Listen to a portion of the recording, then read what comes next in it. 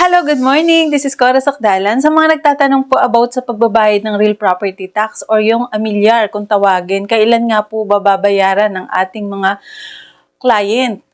And then, or yung mga newly turned over na house in lot or condominium unit, kailan nga po ba babayaran? Bawat developer po, may kanya-kanyang policy. After po, ang magbabayad na po ay yung ating client. Dinidiscuss din po yan sa move-in orientation. So, kung kayo po ay mayroong representative, inote po nila yung mga dinidiscuss dun po sa move-in orientation kasi lahat pong yan ay dinidiscuss sa move-in orientation. Kaya lang po minsan hindi na siguro hindi na nung mga representative natin nanonote. Kaya minsan po hindi alam din ng client or yung principal owner o principal buyer na need bayaran yung mga real property tax. Kasi ang alam po nila, hanggat wala pa yung title sa kanila, hindi pa po sila magbabayad. Hindi po ganun yung policy.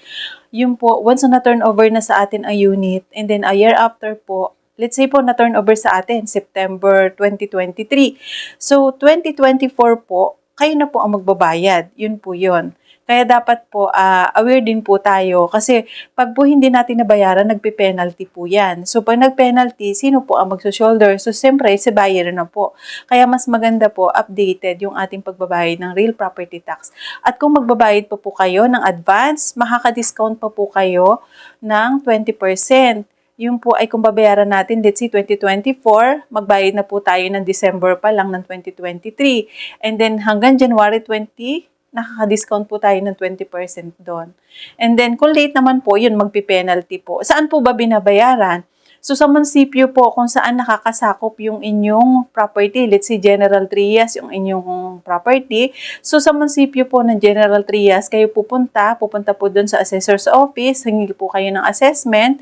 And then once na may assessment na po, direct na po kayo sa payment para magbayad na po kayo ng inyong real property tax. Ganun po. And then keep nyo lang po yung mga resibo. Make sure lang po na tama yung inyong tax declaration. Tama yung block and lot number na nakalagay doon kasi hindi po natin marirefund ang ating mga binabayad sa government.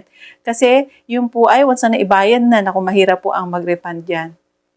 Kaya dapat tama po yung ating tax declaration.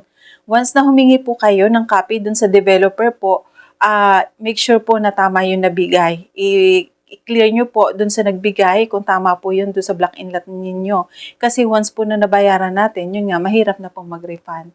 And then, yun po ay ang tax declaration po natin ay hinihingi po natin yan sa developer po, hindi po sa agent, hindi sa broker, dun po sa developer. Kasi ang developer po ang nakakaalam at nag-handle po niyan, yung legal department po natin. Kasi once po na mali ang mabigay, so ano na po yan, may effect po yan sa client. Kasi once na mali, pwede mag-penalty, yung mismo sa inyo, ang nababayaran nyo, ibang tax declaration pala. Kaya make sure po na tama yung nabigay, tama, kaya double check nyo din po yung block and lot na nandun po sa inyong tax declaration. And then once na kung mali, so email lang po dun sa pinag-requestan nyo, kasi ang nag-handle naman po niyan mga developer po, once na ano po yan, na bigay sa inyo, syempre do-double check nyo pa rin po kasi meron din tayong mga human errors, kaya dapat po ma-double check din po nyo. Ayun po, maraming po salamat.